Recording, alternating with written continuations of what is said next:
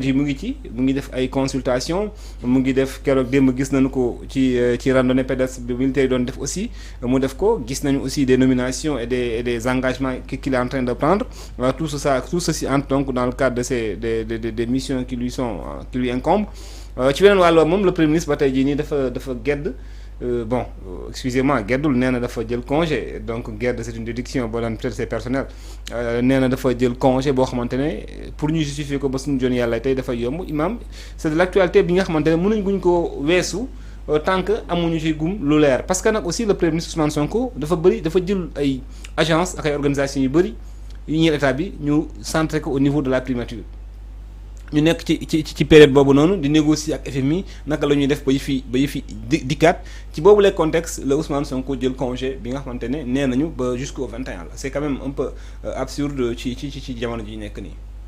waaw ma commencé foofu fi nga mujjee. doog a ñëwaat maintenant ci effectivement posture président bi.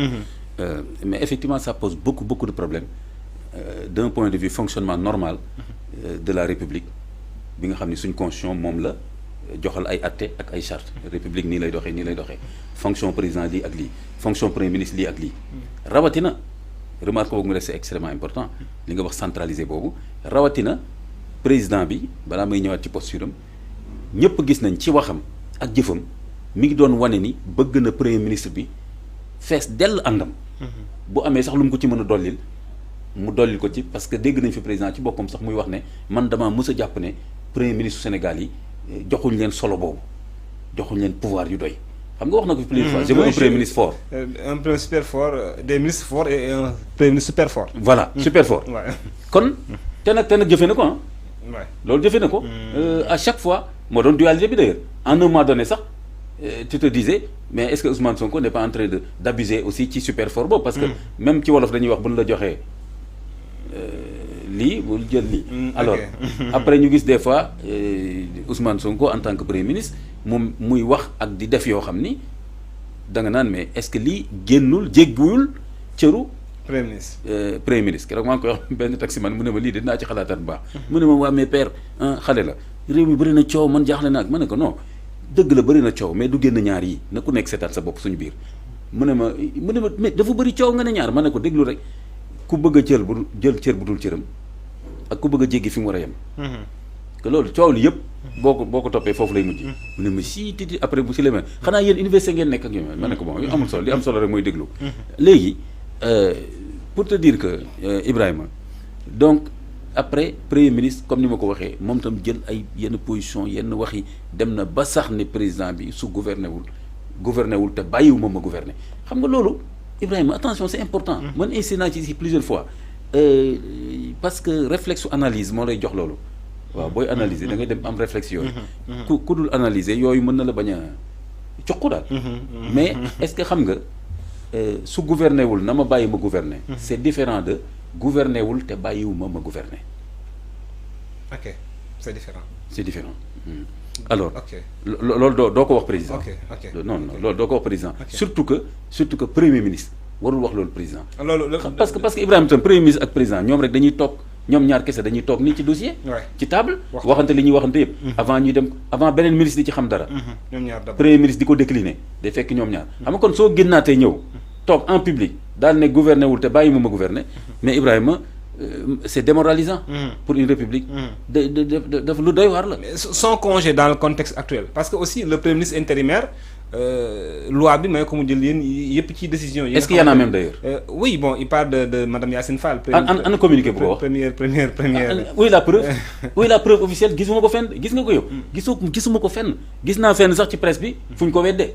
gis naa fenn sax ci presse bi ñu ne non président nommé wul kenn premier ministre intérimaire te loolu laa gën a gëm parce que loolu warul nëbbu gis nga loolu bu fekkoon am na président ci biir communication conseil des ministres xam nga dañuy def benn agenda wax ne premier ministre mooy njëkk a jël parole wax lii ministre yi wax lii et cetera après fin bi ñuy génnee seen communiqué ci ordre protocolaire bi daal en tout cas ministre de la justice moo ci tegu à part le premier ministre bu ñu ci ordre protocolaire bi waaw loolu moom c'est clair mais ça ne s'impose pas automatiquement tant que président validé wu effectivement un décret présidentiel publié au journal officiel voilà te loolu kenn gisu ko loolu tam désordre république bi la baaxul de te beneen bi aussi Ibrahima yooyu yëpp nii kenn defu ko nii par caaxaan de dafa am fu àddina doon am mu amoon ay monarchie am ay buur bummi am ay rayante lu nekk ñu ne léegi nañ teg république tegal ko ay charte boo foogee ni yooyu yëpp ay caaxaan la rek ñu xamuloon dara ñoo ko fi def rek ak bëgg a tardé nit ñi di ko jalgati après di nga gis yeneen conséquences kon loolu amul fenn fu ma gis loolu te loolu su amoon président bi ci boppam conseil des ministres bi passé yaa ngi dégg werante bi ñu naan que le premier ministre communication mi ngi woon ci biir agenda bi te ñëwul kon ça veut dire que daf mel ne moom moo décidé boppam ba ñu ñëw kenn musul gis loolu te amul benn conséquence bu ko ci fekk en tout cas pour l'instant. pour le moment. kon tamit président moom tam ci conseil des ministres waxul ne dafa war a informer même loolu obligation la bu tegu ci ndodd président. du luñ ko ciy neexal wala di ko ci saraxu. ci ndoddam dafa war a wax sénégalais fi mu nekk nii kan mooy premier ministre intérimaire officiellement te yow gisoo ko man gisuma ko. loolu war na mën a làqu parce que loolu amul maanaam luñ ciy làq amul da officiellement joxe délai wu intérim bi aussi. waaw kay. délai bi aussi de façon officielle. waaw kay gis nga ko am solo la. est-ce que gis nga loolu. am mi ngi noonu. waaw loolu nag moo lay wan léegi loolu am na premier ministre moom mu ne jël na congé kenn xamul congé bi nu mu demee officiellement délai bi naka la après ñu gis ko mu réapparaître ñëw ci journée armée nationale. kon mu mel ne jël na congé mais day choisir yenn activité nationale yi muy ñëw. etc mais lii c'est un grand désordre dans le fonctionnement. honorable Charles Mendy bi ma ko ci laajee c'est pas question contre di wala contre di. honorable Charles Mendy bi ma ko fi laajee la fois dernière si lu tax mu absenté conseil des ministres ñëw ci journée des forces armées mu ne ma loolu affaire militaire la ça a été programmé bien avant que muy jël congé donc il était tenu à mu ñëw ci parce que militaires yi ñoom seen activité kenn du ko faussé parce que solennité bi moo tolloon noonu. C'était ça comme réponse. Bon man de am naa ay. doute voilà am naa ay réserve ci réponse boobu. parce que de toute façon président ma nga fa woon.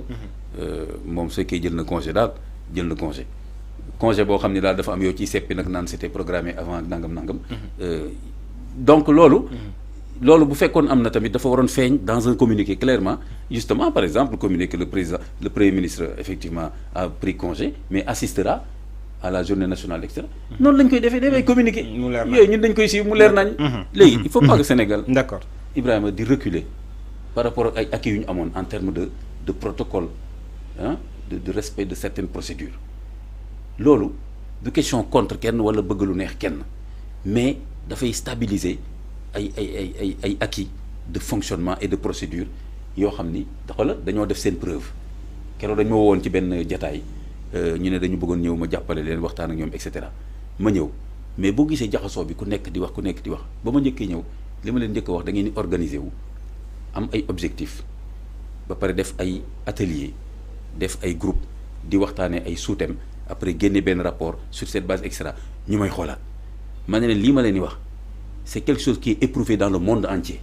c'est-à-dire loo xam ne la adduna bi dañ koy def. mu indi leen ay résultats. consensus la moo tax ma leen koy proposer nii. et que yéen nii ngeen di def nii nag. du indi benn résultat.